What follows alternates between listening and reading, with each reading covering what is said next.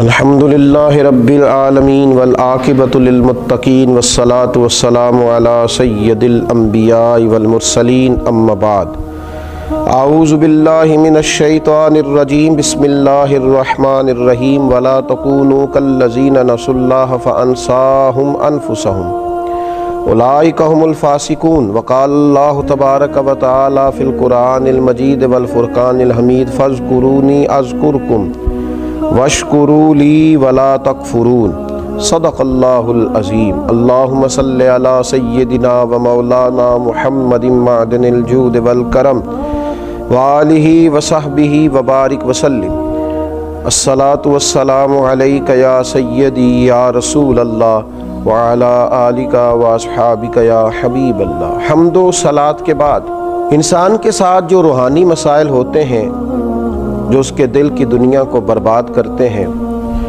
اور اس کے باطن کو اجاڑ دیتے ہیں، ان میں سے ایک بڑا مسئلہ، ایک بڑی بیماری نسیان خالق ہے۔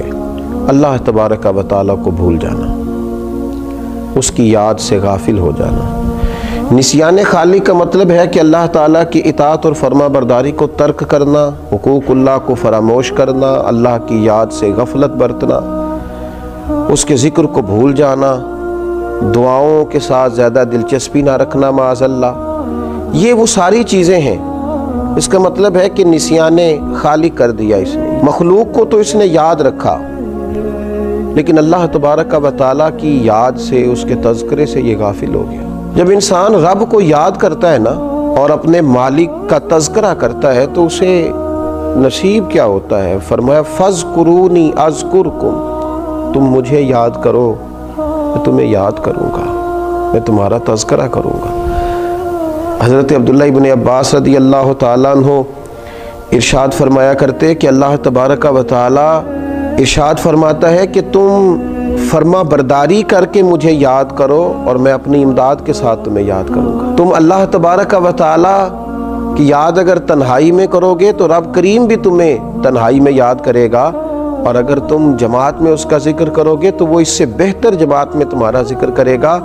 حضرت صدر اللہ فاضل رحمۃ اللہ علیہ فرمایا کرتے تھے ذکر کی 3 قسمیں، ایک تو ذکر لسانی ہے، اپنی زبان سے ہر وقت اپنے مالک کو یاد کرنا۔ اچھی چیز دیکھی تو ماشاءاللہ، نعمت ملی تو الحمدللہ، کوئی مصیبت آ گئی تو انا للہ و انا الیہ راجعون، ہر وقت ہر جگہ، کھانا کھانے سے پہلے دعا، کھانا کھانے کے بعد دعا، نیند سے پہلے دعا، اٹھتے ہی دعا، ہر وقت اللہ کی یاد، ذکر لسانی ہے۔ اور ایک ہے ذکر قلبی، دل سے اللہ کو یاد کرنا۔ ہمارے اوپر رب تعالیٰ کی جو نعمتیں ہیں جو بغیر ہمیں مشقت کے ملی ہیں، ان کا احساس کرنا، یہ ذکر قلبی ہے۔ مالک کریم نے بہت ساری غلطیوں کے باوجود جو ہمیں سزا نہیں دی، اس کا احساس پیدا کرنا، یہ ذکر قلبی ہے۔ اللہ کی نعمتوں میں غور کرنا، اللہ کی نشانیوں میں غور کرنا، یہ ذکر قلبی۔ اور ذکر بالجوارح، یہ ذکر ہے کہ انسان کے اعضاء اللہ کی اطاعت میں مشغول ہوں، وہ حج کرے، وہ نماز پڑھے، وہ عبادات کرے، وہ سفر کرے، وہ دین کی خدمت کرے، تینوں طریقوں سے اپنے رب کو یاد کرے، لیکن کبھی اللہ کی یاد سے غافل نہ ہو۔ ہمارا اب یہ حال ہو گیا ہے کہ مصیبت میں بھی اب یاد خدا ہم کو نہیں آتی، دعا منہ سے نہ نکلی، بس جیبوں سے عرضیاں ہی نکلی۔ ہم دیکھتے ہیں اتنے میرے تعلقات ہیں، اتنے میرے وابستگان ہیں، اتنا میرا لوگوں کے ساتھ اٹھنا بیٹھنا ہے، میری مشکلات حل ہو جائیں گی۔ ہمیں اللہ تبارک و تعالیٰ کی طرف اپنا رجوع کرنا چاہیے، ہمیں اپنے رب کو یاد کرنا چاہیے، ہر وقت اپنے مالک کا تذکرہ ہماری زبانوں پر ہونا چاہیے، ہمیں ہر وقت بھروسہ اپنے رب کریم پر کرنا چاہیے۔ قرآن مجید میں اللہ تبارک و تعالیٰ نے ان لوگوں کا بھی تذکرہ کیا ہے جنہوں نے کھایا اللہ کا پر اللہ کو بھلا دیا، رہے رب کی زمین پر رب کو بھلا دیا، جنہوں نے معاذ اللہ اللہ کی نعمتوں کو استعمال کیا پر اللہ کو بھلا دیا۔ رب نے اولاد دی، دولت دی، جائیداد دی، عزت دی، وقار دی، سانسیں دیے۔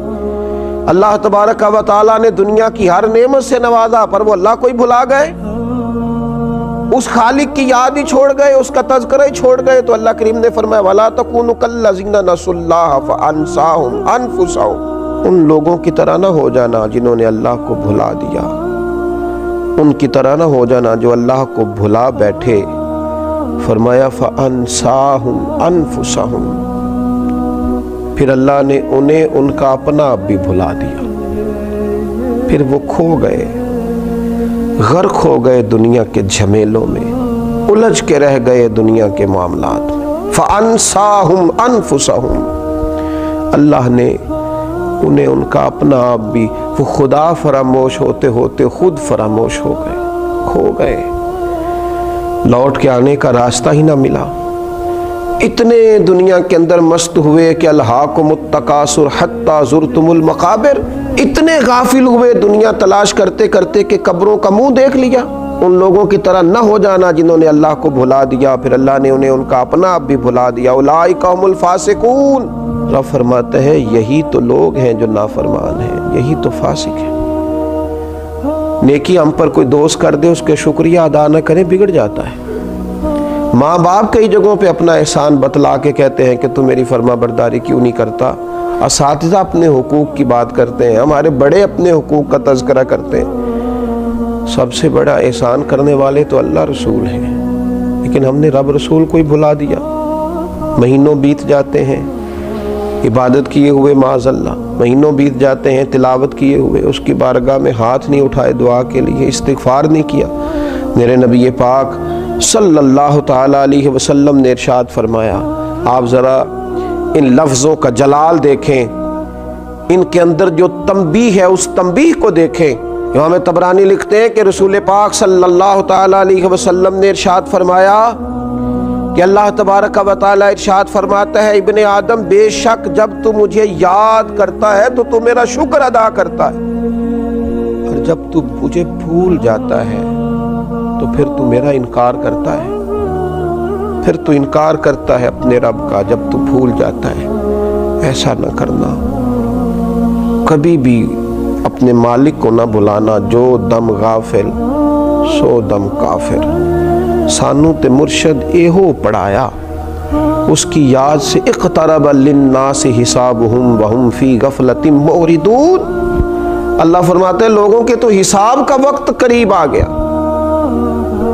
وہ ابھی بھی غافل ہو کے پھر رہے ہیں۔ نسیان خالق کبھی نہ کریں، اپنے رب کو کبھی نہ بھولیں، اس کی یاد ہو، اس کا تذکرہ ہو، اس کا نام لیا جائے، اس کے لیے تسبیح پڑھی جائے، اس کی بارگاہ میں سجدے کیے جائیں، اپنے مالک کی بارگاہ میں بار بار پیش ہو کے کہا جائے تو ہی ہمارا رب ہے، تو ہی ہمارا مالک ہے، تو ہی ہمیں معاف کرنے والا ہے، تو ہی درگزر کرنے والا ہے۔ اس کی بارگاہ سے عافیت کا سوال کیا جائے۔ اللہ میرے نبی کریم علیہ السلام کی ساری امت کو اپنی یاد کی توفیق دے، اور اللہ تعالی ہم سب کو غفلت سے محفوظ کرے۔ آخر دعوانا ان الحمدللہ۔